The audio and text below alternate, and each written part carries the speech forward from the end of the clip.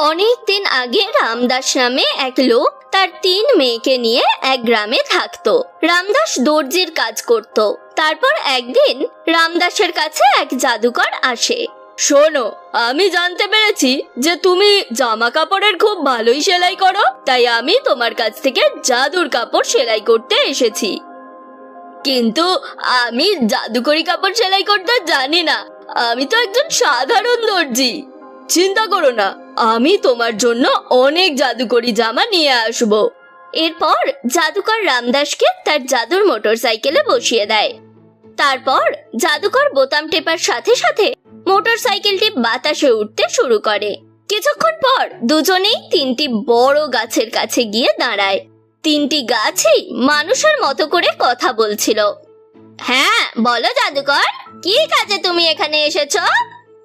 আমি গরিব মানুষের মাঝে অনেক জামা কাপড় বিতরণ করতে চাই, তাই আমার জাদুর কাপড় দরকার। তাই আমাকে অনেক জাদুর কাপড় দাও। ঠিক আছে, আমি তোমাকে জামা কাপড় দেব, কিন্তু তার আগে তোমাকে আমাদের জন্য খাবার আনতে হবে যে। হ্যাঁ হ্যাঁ, আমি এখনই খাবারের ব্যবস্থা করব। এরপর জাদুকর সেখানে একটি জাদুকরি প্রেসার কুকার প্রকাশ করেন এবং পরের মুহূর্তে সেই প্রেসার কুকারটি বিশাল আকার ধারণ করে। জাদুকর তাড়াতাড়ি তার জাদুর কাঠি নেড়ে মন্ত্র পড়তে শুরু করে এবং কিছুক্ষণের মধ্যেই কুকারের ভিতর থেকে অনেক সুস্বাদু খাবার বের হতে থাকে। এটা দেখে 3টি গাছই খুব খুশি হয়ে যায় এবং সব খাবার বাতাসে উড়িয়ে নিজেদের মুখের ভেতর নিয়ে চলে যায়।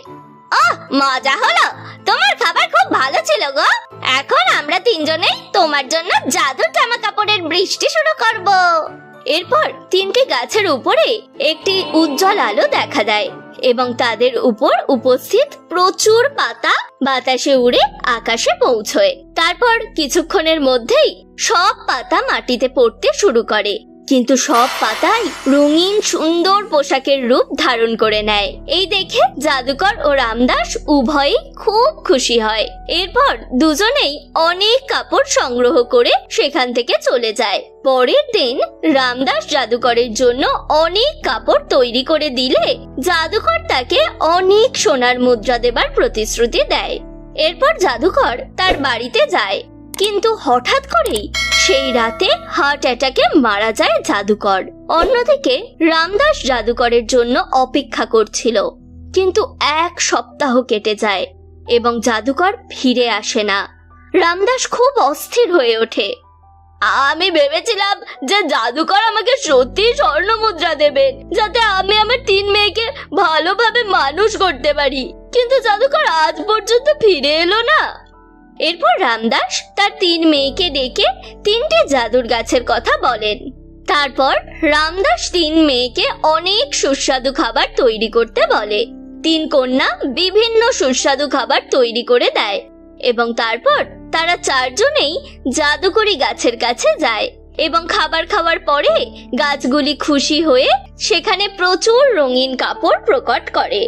এটা দেখে রামদাস ও তার 3 মেয়ে খুব খুশি হয়। সেদিন থেকে রামদাস ও তার মেয়েরা জাদুর কাপড় সেলাই করে বিক্রি করতে শুরু করে। কিন্তু তারপর হঠাৎ একদিন বার্ধক্যজনিত কারণে রামদাস মারা যায়। এরপর তার 3 মেয়ে কাপড় সেলাইয়ের সব কাজ শুরু করে। আজ আমরা কাপড়ের বিশাল অর্ডার পেয়েছি, যত তাড়াতাড়ি সম্ভব পৌঁছে দিতে হবে। তারপর 3 বোন জামা কাপড় তৈরি করে বাড়ি থেকে বেরিয়ে একটি গরিব এলাকার মধ্যে দিয়ে যাচ্ছিল। পথে অনিতা নামের এক মেয়ে তাদেরকে থামায়। শুনেছি তোমরা 3 জন খুব ভালো জাদুর জামা বানাও, আমাকে প্লিজ তোমাদের জামা দেখাও। 3 বোন তাকে কাপড় দেখাতে থাকে। ও, তোমাদের 3 জনের জামা কাপড় খুব সুন্দর।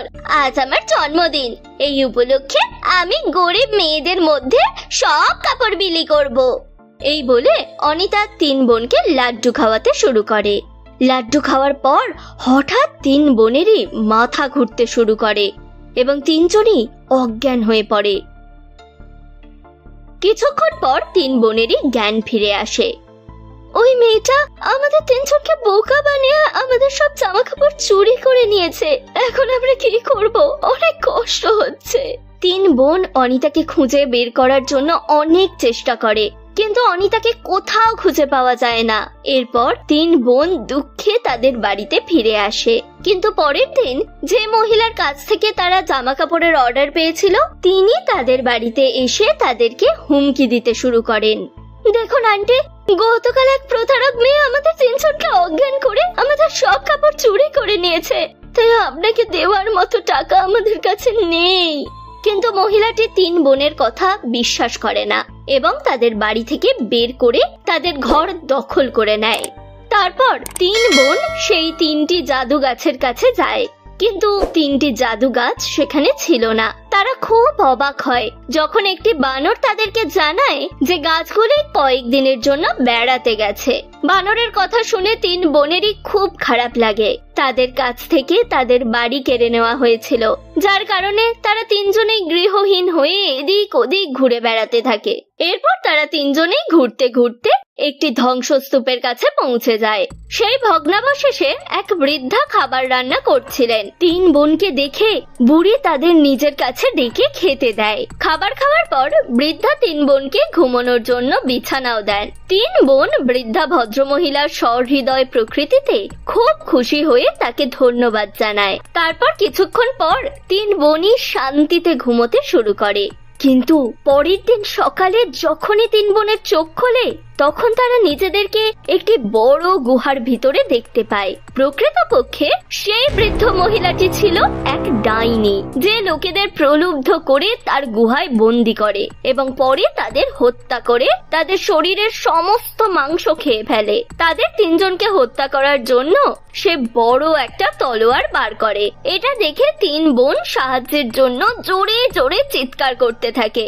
তারপর হঠাৎ করে গুহার ভিতরে 3টি জাদুকরি গাছ দেখা দেয়। আরে এটা কি? হঠাৎ 3টে মায়াবী গাছ কোথা থেকে এলো? আজ পর্যন্ত তুমি এই নিরীহ মানুষদের নির্মম ভাবে হত্যা করেছো আর তাদের মাংস খেয়েছো, কিন্তু এখন তোমার পাপের পাত্র ভরে গেছে দুষ্ট ডাইনি, তুমি আর বাঁচবে না। কিন্তু তারপর বৃদ্ধা মহিলা সেখানে একটি বড় কাচের গোলক প্রকাশ করে এবং 3 বোনকে ধরে সেই কাচের গোলকের ভিতরে চলে যায়। তারপর কাচের গোলকটি বাতাসে উড়তে শুরু করে এবং গুহার বাইরে চলে যায়। কিন্তু তারপরে সবুজ গাছ একটি বড় দড়ি ছুঁড়ে বলটি ধরে নেয় এবং তার শক্তিতে একটি বড় হাতুড়ি প্রকাশ করে আক্রমণ করতে শুরু করে। তারপর পরের মুহূর্তে কাচের গোলকটি ভেঙে চুরমার হয়ে যায়। এটা দেখে বৃদ্ধা ডাইনি ভয় পেয়ে সেখান থেকে পালিয়ে যেতে শুরু করে। কিন্তু তারপর সাদা গাছ তার তরবারি দিয়ে গলা কেটে বুড়িকে হত্যা করে। এইভাবে দুষ্ট বুড়ির অবসান ঘটে।